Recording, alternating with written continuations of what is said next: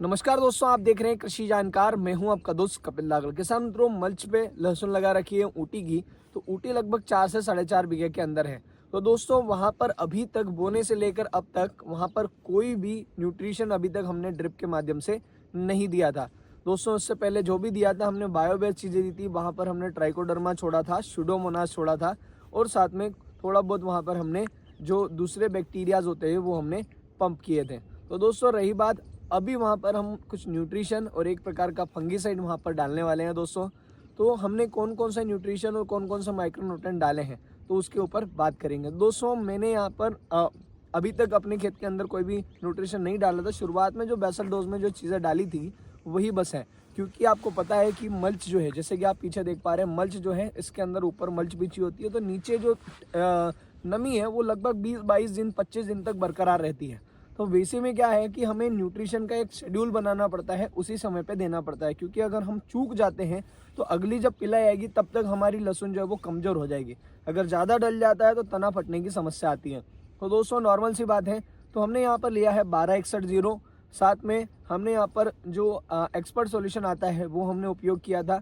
और जैसे कि विकास के खेत में अभी मैं हूँ, यहाँ पर हमने पिछली बार डाला था तो उसका बड़ा शानदार रिजल्ट आया था। तो मैंने इस बार अपने खेत के अंदर उपयोग किया है। साथ में एक प्रकार का फंगीसाइड, एक प्रकार का इंसेक्टिसाइड और साथ में हमने फास्फोरस की क्षमता बढ़ाने के लिए वहाँ पर हमने फेरस का उपयोग किया है। और साथ में दोस्तों हमने एक प्रकार का निमेटोसाइड उपयोग किया है। तो चलिए किसान मित्रों, शुरुआत करते हैं कौन कौन सी चीज़ें हमने कितनी मात्रा में उपयोग करी है और उनके रिजल्ट कैसे आएंगे वो मैं आपको आगे आने वाले वीडियो में बताऊंगा। तो दोस्तों जैसे कि आप वीडियो में देख पा रहे हैं, ऊटी के अंदर अपनों ने अभी तक कुछ भी यहाँ तक न्यूट्रिशन अभी तक नहीं दिया था। इससे पहले जो भी चीज़ें दी थी सारी बायोबेस्ड चीज़ें दी थी। पर दोस्तों अब यहाँ से हम एक फंगीसाइड, एक इंसेक्टिसाइड और साथ में एक माइक्रोन्यूट्रिएंट फर्टिलाइजर और एक एनपीके फर्टिलाइजर तो दोस्तों हम अपने यहाँ पर देने वाले हैं। तो दोस्तों सबसे पहले आप देख पाएंगे यहाँ पर अपनों ने लिया है 1261 का। 1261 में 12% नाइट्रोजन, 61% फास्फोरस और 0% पोटाश होता है। दोस्तों आप आपके सामने देख सकते हैं इस प्रकार का 1261 आता है और मेनली बहुत सारे किसान मित्र इसको ड्रिप के अंदर उपयोग करते हैं। तो दोस्तों ये जो है 1261 है, रिचफील्ड कंपनी का मैंने लिया है। ट्रस्टेड चीज़ है, आपको आसानी से कहीं पर भी उपलब्ध हो जाएगी, आप ले सकते हैं। दोस्तों 3 kg प्रति बीघा के हिसाब से हम 1261 यहाँ पर ड्रिप के अंदर डालने वाले हैं। साथ में दोस्तों ये जो एनपीके बेस्ड जो मिक्स माइक्रोन्यूट्रिएंट है, आपने देखा ही होगा, इसके पहले हमने विकास के खेत में इसको उतारा था, काफ़ी सही रिजल्ट आया था। दोस्तों अगर हम इसकी बात करते हैं तो ये सिंडिकेट कंपनी का आता है, एक्सपर्ट सॉल्यूशन इसका नाम है।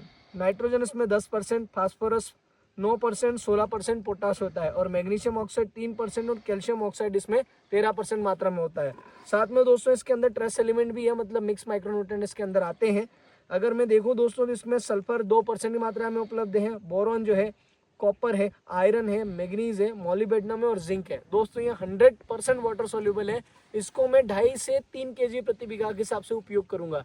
दोस्तों यहाँ पर ये 2.5 kg में अपने खेत के अंदर उपयोग करने वाला हूँ ड्रिप के अंदर। अगर आप चाहें दोस्तों इसको खेत के अंदर भी मिक्स माइक्रोन्यूट्रिएंट के रूप में उपयोग कर सकते हैं। काफ़ी शानदार चीज़ है। विकास के आधे खेत में हमने उपयोग किया था और आधे खेत में नहीं किया था। दोस्तों अगर इसकी मैं आपको पैकेजिंग खोल करके दिखाऊँ तो ये इस प्रकार का आता है। देखिए आप, इसका ये दाना है, ये आप देखिए, ये इस प्रकार से कुछ आता है। ये 100% अगर हम इसको घोलते हैं ना दोस्तों तो ये 100% वाटर सोल्यूबल है। देखो अगर मैं इसको नाप के हिसाब से लेकर के दिखाऊं तो ये लगभग आपका 1 kg का डब्बा है। ये देखिए, अगर मैं इसको मिलाऊंगा तो ये 100% डालते ही घुल जाएगा। ये हम अपने यहाँ पर 1 बीघे के लिए डोज बना रहे हैं।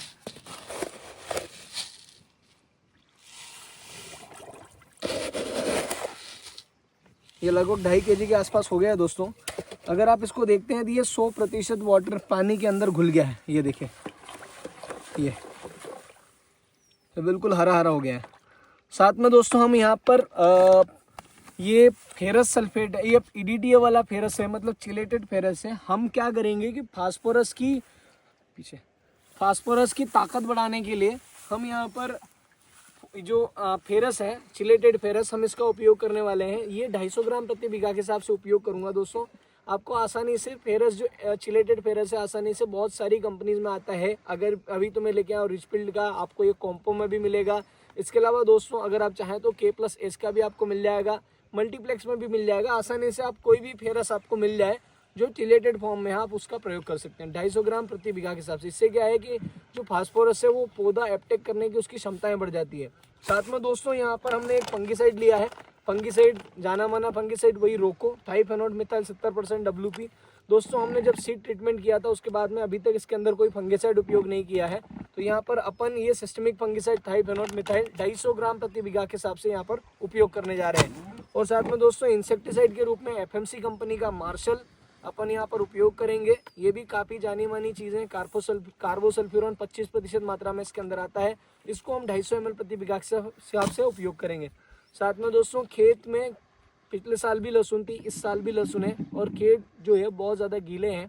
वैसी कंडीशन में EZ निमोटोसाइड 250 ml प्रति बीघा के हिसाब से हम उपयोग करने वाले हैं। तो दोस्तों हम इन सब का घोल बनाएंगे और उसके बाद में अपनी ड्रिप के अंदर थोड़ा थोड़ा करके इसको हम पंप करेंगे। और दोस्तों ये देखो आप, हमने पूरा इसको घोल लिया है और भी हम घोल रहे हैं। देखिए आप, ये बिल्कुल 100% पानी के अंदर घुल गया है। कुछ ही ऐसा मटेरियल है बिल्कुल ये कह सकते हैं ना के बराबर। अगर पूरा देखा जाए तो लगभग 2 से 3%, 5% आप देख सकते हैं, 5% मटेरियल ऐसा होगा जो पानी के अंदर अभी नहीं घुला है। घुलने के बाद में एक्सपर्ट सॉल्यूशन कुछ इस प्रकार का हो गया है दोस्तों। तो ये क्या है, इसके अंदर माइक्रोन्यूट्रेंट काफ़ी सारे हैं। जब भी हम माइक्रोन्यूट्रेंट मार्केट से लेकर के आते हैं तो लगभग सभी प्रकार के माइक्रोन्यूट्रेंट का कलर हरा ही होता है। तो दोस्तों ये पूरा हमने सेटअप कर लिया है। अब इसको हम 1261 का जो घोल है वो हमने इसके अंदर बनाया है। तो ये 1261 भी आप देखेंगे रिचफील्ड का पूरा घुल गया है, कोई भी इसके अंदर मटेरियल नहीं बचा हुआ है। पानी उतारने के लिए आप आपके सामने देख सकते हैं हमने छोटी मोटर का एक जुगाड़ बनाया है। ये मोटर से हम सीधे इसके माध्यम से उतारेंगे। तो दोस्तों आप आपके सामने देख पाएंगे ये घोल पूरा घुल गया है प्रॉपर तरीके से।